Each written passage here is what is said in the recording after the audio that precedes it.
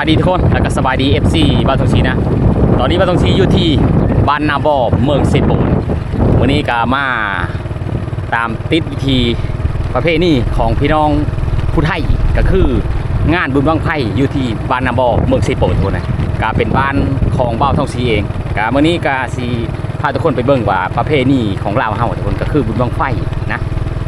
เดี๋ยวโดนแล้วบ้านทงชีไปได้มาช่วงนี้ก็มีแต่เส้นทางนี่คือว่าคักมันเลยทุกคนเลยนะ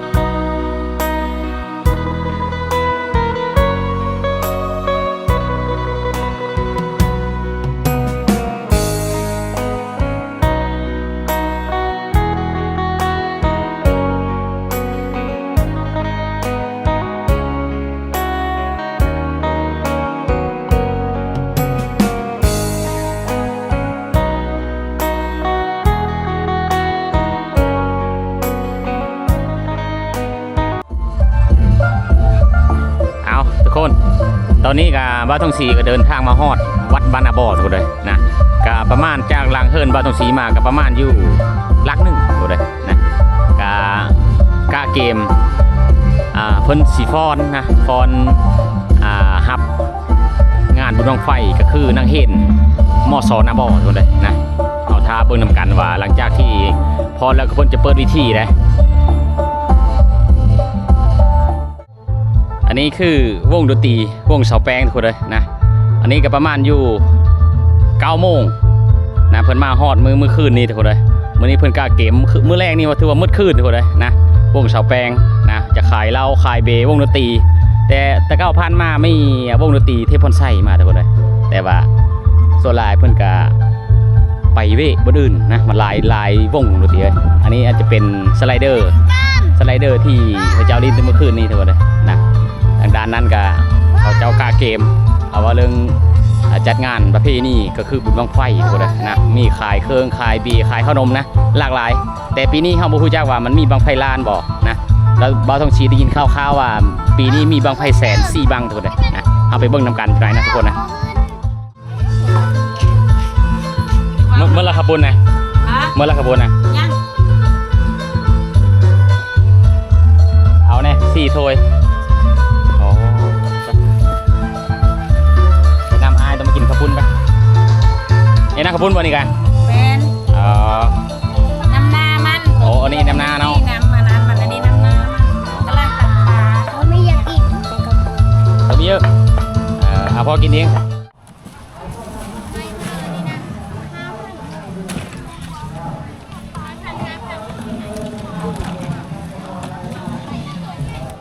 โอ้พันนั้นจะใส่ช่างยายนี่นะอย่าใส่ยังเนี่ยเซห้าหมูไผ่ห้องห้าหมูไผ่อ๋อมันเย็นเนาะก็ห้องบนพระสิมัตโอ้เสียมันหลายบังเด้โอ้ไฟลอยบังโอ้ห้องห้าหมูไผ่เนาะโดยเราก็โกยได้ถือว่าได้เนี่ยมาห้อง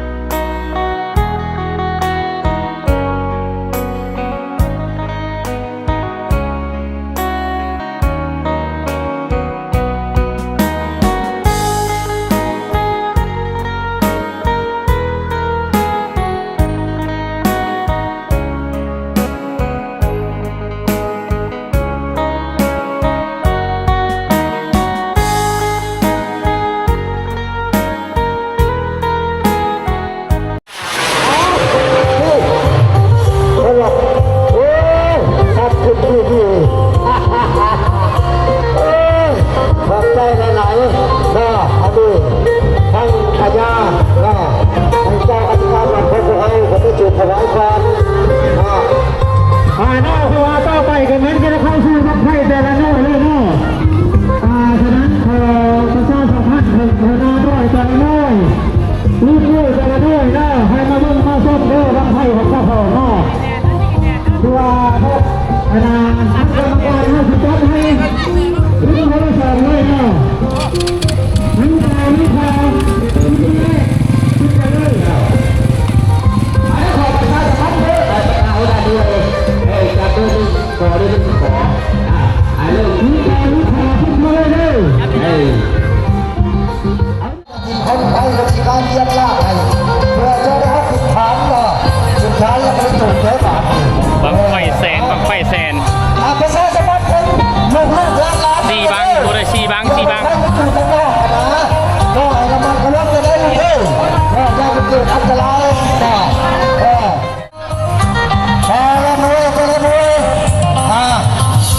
แต่ละมวยถ้าเราเป็นขนาดกรรมการขนาดทำการเอาพอจะทำให้เขาไม่สูงนะครับ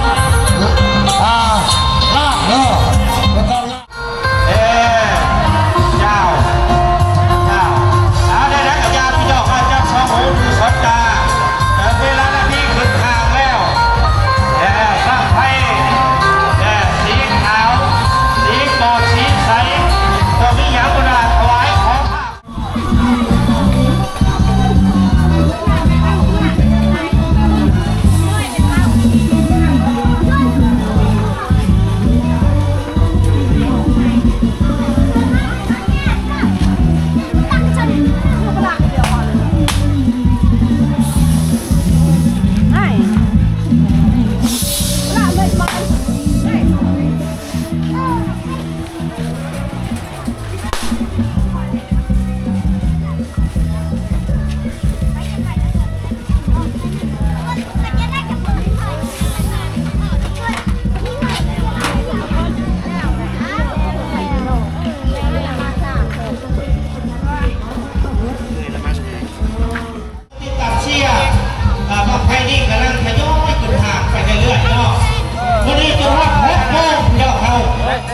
าจะนอน6 โมงทีมงานต้องไปแสนก็มาแล้วนี่ต้องไปแสน4 บังก็มาฮอดแล้วต้องไปแสนพักต้องพักช่องเราด้วยนิ้วคออยู่ตรงซ้าย เพื่อนเจ้าบันโยยังเชียร์ทุกๆแต่แซ่บพอสิไปทางไหนเพื่อนยังเล่ากันอยู่เอาเตรียมเพราะว่ามันต้องขึ้นทางเอาขึ้นทางแล้วมันต้องขึ้นอย่างเอาลบอยู่ด้านนอกเอาพูดเจ้าไม่เอาไปแชร์ เจ้า ถ้าว่ามันบอกเอา2-3 เพื่อนเอาลบนอกเพื่อบอกให้เสียเวลาเอาตั้งหางเลยได้เขาเลยตั้งเอาไปชี้ดูกันเลยเลยเลยนะ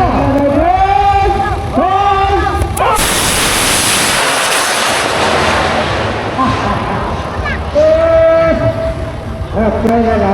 ทั้ง3 เลยว่าเจ้าเกียร์พี่น้องเขา2 บัง 2 ด้วยขึ้นไปเลย2 บัง 2 ด้วยเกียร์ขึ้นไปเลยเนาะอันนี้กันนะครับเกียร์มาดูกับประกาศเข้าทั้งประมาณโอเล็กยักษ์สันเจ้าที่ตามชมนะพี่น้องครับวัดห้วยกับห้วย3วัดห้วยกับห้วย3เด้อพี่น้องเขาเด้อเอาวัดห้วยกับเป็นอยู่เมืองเกาะป่าห้วย3กับเป็นอยู่ทางใต้ทั้งโถงสีเหลืองครับเพิ่งกับพี่น้องเด้อหัวหน้าด้วยจะละด้วยเด้อวัดห้วยบ้านบ้านห้องบ้านใจบ้านเข้าเองขนาดเนาะเอาติดตามชมพี่น้องเขาเจ้าเอาพ่อเบอยังคนว่ายังบนรัดแทบเนาะเจ้าข้าพ่อเลยนะเขาว่าเด้อเจ้าเดิน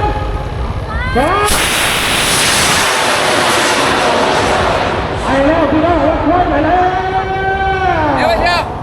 ด้วยสาวนั่งห่างเลยเพื่อน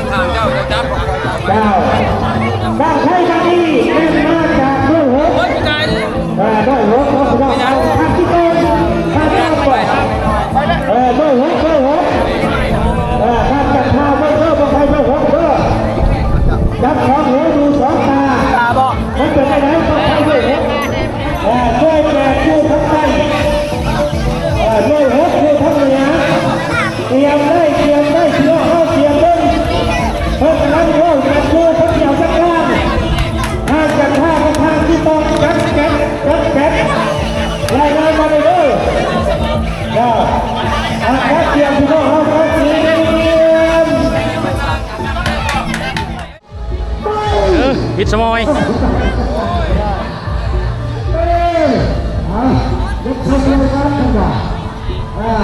ขัดคลองแล้วขัดคลองแล้ว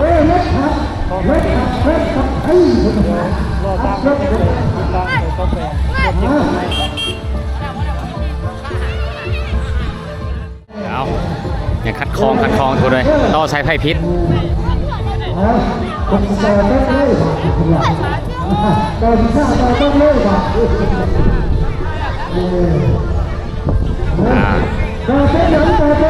มีสายไฟ2 เส้นมาเลยลงกันทุกเลย ต่อไปวันนี้เป็นมาจากโครงงานสารเปเปอร์ถ้าเขาได้เขาเพื่อจะได้ขอโทษกันพี่น้องขอโทษกันทุกอย่างก็ถือว่าไปยกจอกันยกจอกันได้เลยเกี่ยว